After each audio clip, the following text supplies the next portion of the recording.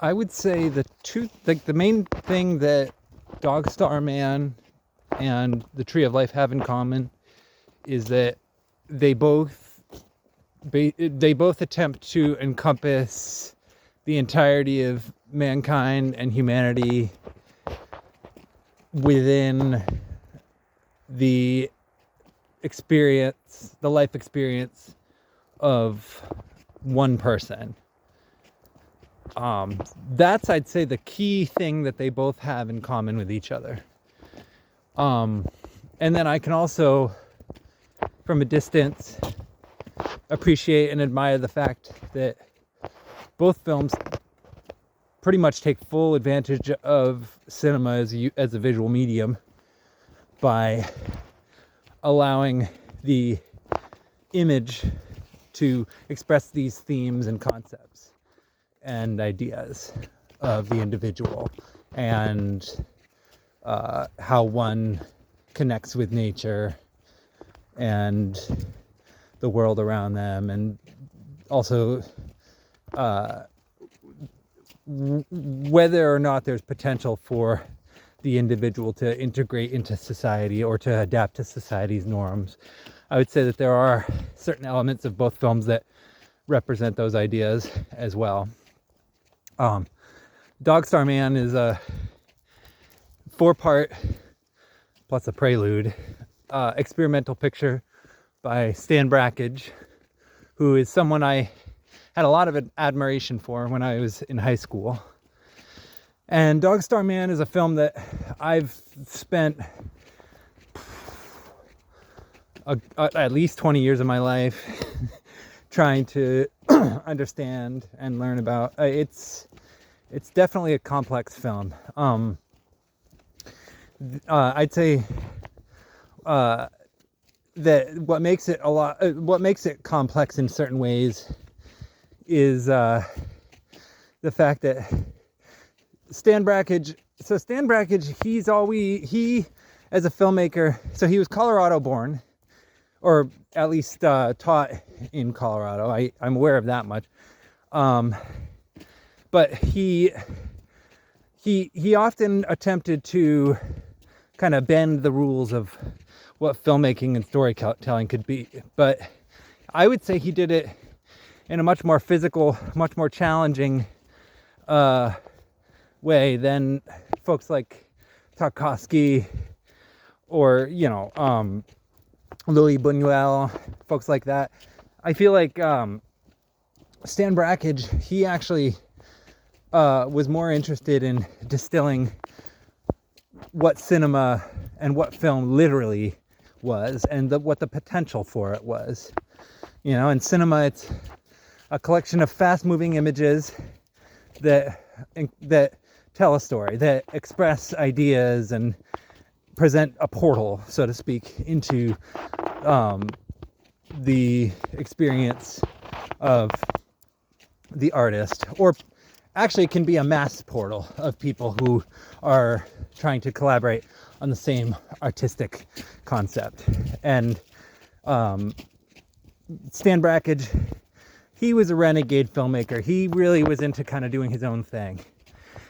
Terrence Malick, I would say, as a filmmaker, certainly in the case of Tree of Life, but also in many of his other works, he was a big fan of all. He's still alive, so I shouldn't refer to him in the past tense. But Malick is a big fan of kind of doing his own thing a lot of the time, just like Brakhage was. But obviously, Terrence Malick, he does a lot more than just focus on the image. He also actually has sound in his films, and actually implements more well-known, more standard storytelling techniques. Certainly something that is, more or less integral to the digital age. But at the time, since film was a more literal object in the days of Stan Brakhage, that meant that he could create new images at a much faster pace than a lot of other filmmakers. And, you know, I think that to a certain degree, he, what can I say? It's kind of astonishing to think about the how much Stan Brakhage was able to do as a filmmaker and how many films he actually did craft over the course of his life. And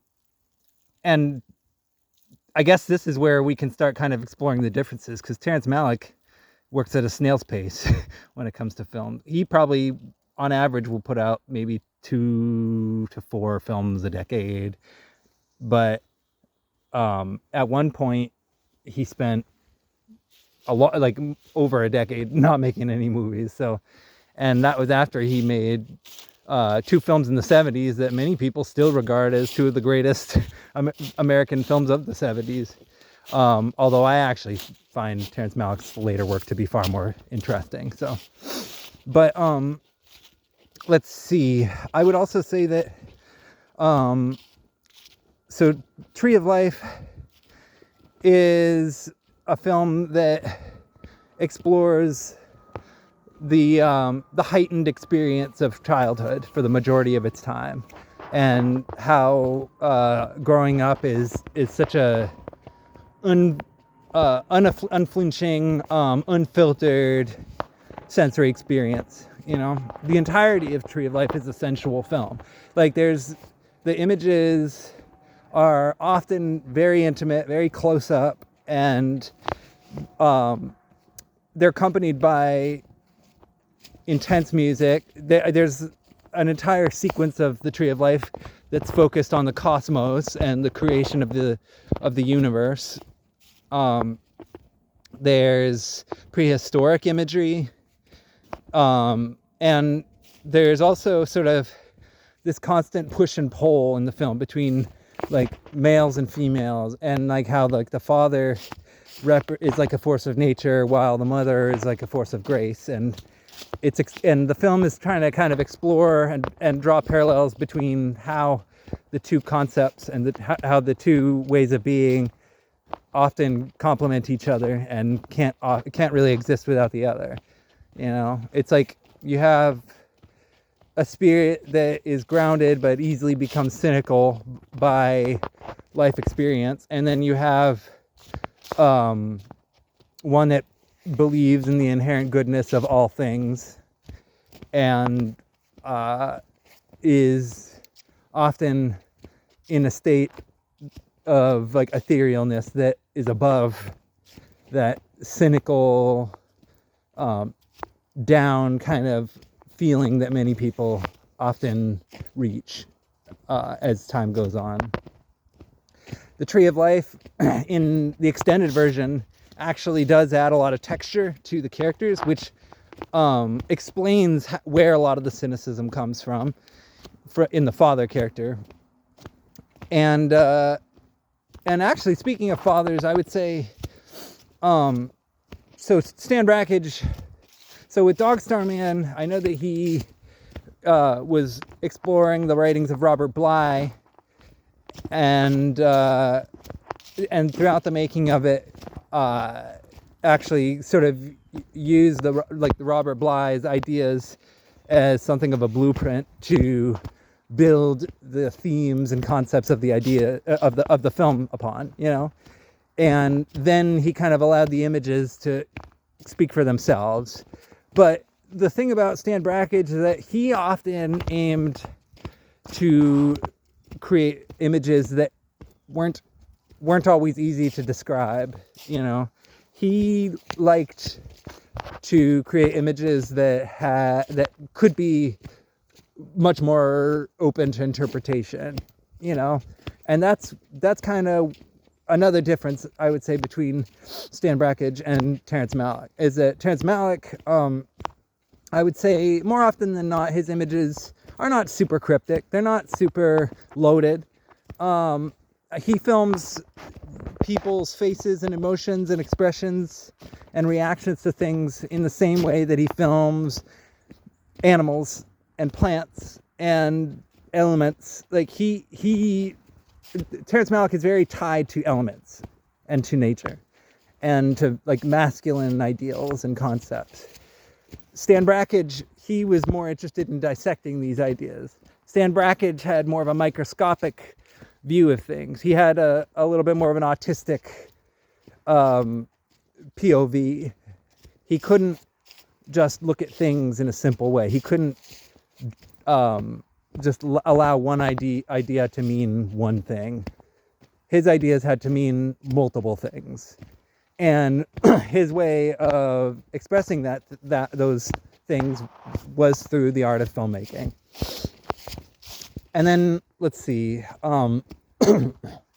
So, regarding Robert Bly, I don't know how much of a connection Terrence Malick has to Robert Bly. I don't believe he has too much of one. I know that they both lived in Texas, although it couldn't have been at the same time. But I think that The Tree of Life actually does a good job of making explicit the whole concept of the father wound, and how how a father can be almost emotionally absent in one's life, specifically like in the life of a boy who often will look at their father as almost like an avatar for themselves, and will often borrow and adopt different sort of ideas and viewpoints and perspectives and temperaments that their fathers will express or practice. And so The Tree of Life, I think, does a good job of showing how these three very, very different boys all kind of separate themselves in various ways from their father. And that, to me, is something that I would say Stan Brakhage doesn't quite get at in Dog Star Man, but he does lay the groundwork for it. Because so the film is divided into different parts. The prelude more or less epitomizes the entirety of what the film is supposed to represent. Part 1, which is the longest part, represents the journey that the man goes on, and what he experienced, the hardships that he experiences along the way.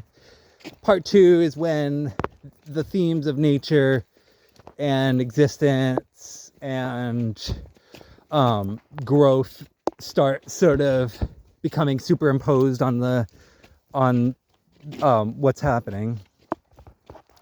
And that's also when you have the birth imagery, and you have like the baby and the snowflakes, and I could say a lot about the Snowflake Bentley and the whole idea of someone being obsessed with every single snowflake looking different from one another, and how that eventually led to his death.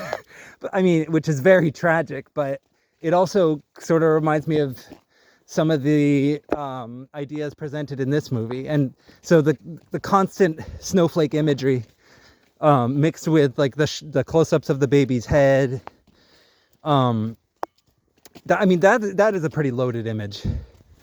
Part 3 is when the film gets highly sexual and starts delving more into like the creation of things and the genesis of mankind. And then part 4, which is the shortest part, kind of ends with everything sort of colliding together. But to me, it's also sort of the most graceful part of the film. It's the most ethereal part of the film. It's the part of the film that I think represents the gracefulness, the potential gracefulness of humanity. It's the idea of allowing everything to just be and to all exist as one. And it's also kind of the most morbid section in a way, because it's the end and it's rather death focused. But it's the part of the film that I think is when everything sort of comes together, and that's the way it is. That's Dog Star Man. I've watched the movie probably about 18 times in my life. I've analyzed many sections of it. I've written about quite a bit about it, and I'm hoping to eventually put all these ideas into some kind of book. But it's very hard because often my ideas will change and shift as I get older, which is a normal thing that happens to everybody. We all will look at the way we view things at one point and then realize that there's a lot about those things that don't really make sense when you look at yourself now. Like that's kind of how I feel about sort of my relationship with Dogstar Man. Is it's a movie that I'm never gonna be able to fully distill, but I do think it's a masterpiece, and I would love to see the art of vision, even though I know that I don't know, I think there's might be some occasional screenings at like Harvard or something, but as far as I know, that film, that entire picture is not publicly available in any form, so who knows. But that's a movie, though, The Art of Vision, that I would love to watch. And then meanwhile, I look at Tree of Life, and so Dogstar Man kind of ends with the whole death thing, but the Tree of Life, that literally opens with death. It's one of well, I shouldn't say it literally opens. That's actually not accurate. It opens with the whole thesis of the film, the opening narration with the light, and then it launches into the whole the reality that one of the three brothers has died. And when I first saw the film, I thought it was intense and emotional, and I couldn't imagine experiencing something like that. But now I have lost a brother. I have one brother left, but my oldest brother passed a few years ago. And so now that I've experienced that, I feel like the Tree of Life has kind of become a lot more easy for me to emotionally access, because truthfully, even though I can relate to many of the emotional sort of moments and the bits of growth that happen with the main character, the character who is supposed to be Sean Penn as a child, even though I can relate to many moments of his sort of emotional outbursts and stuff, the idea of losing a brother at that point, when I first saw the film, was unfathomable. And now there's the film kind of takes on a much more, I guess, spiritual, it kind of takes on a little bit more of a spiritual meaning for me. The idea of taking to heart your memories, your best memories, and the best traits of your loved ones who've passed, and carrying them with you, and absorbing them, and allowing them to be a part of yourself. I think that the Tree of Life has a lot to say about what it means to kind of hold on to those integral memories, and how the memories that one holds can really sort of be representative of everything that you are as a human. Our memories don't have to define us, but there are ways where we can allow them to define us in ways that are meaningful to others, that can actually inspire others to kind of focus a little bit more on the paths that they're passionate about. Like, I think both films in that regard are inspirational. And I think that both films also make it pretty easy to take on some of those ideas. And then now I guess I'm kind of reaching a little bit, because Dogstar Man and The Tree of Life, these are American movies, but there was a film in the 70s, the mid-70s, Tarkovsky's Mirror, that I would say it's a Russian movie, and even though it's about kind of the experience, like the Soviet childhood experience a little bit during the time of like like Pol Pot and things like that. Like or not Pol Pot, Mao, sorry.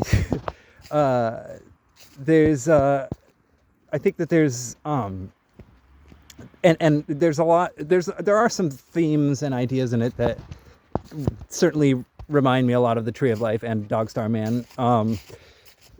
Namely the whole absent father figure thing, and how the whole thing with Mao in Mirror often had a lot to do with a nation needing some kind of father figure and having like absent fathers and feeling smothered by social expectations and all this stuff. Like it's a movie. The Mirror is a film that I think is not easy to dissect or to understand, no matter which way you slice it. I would say actually Mirror is the most complicated of the three films by far, both emotionally and historically.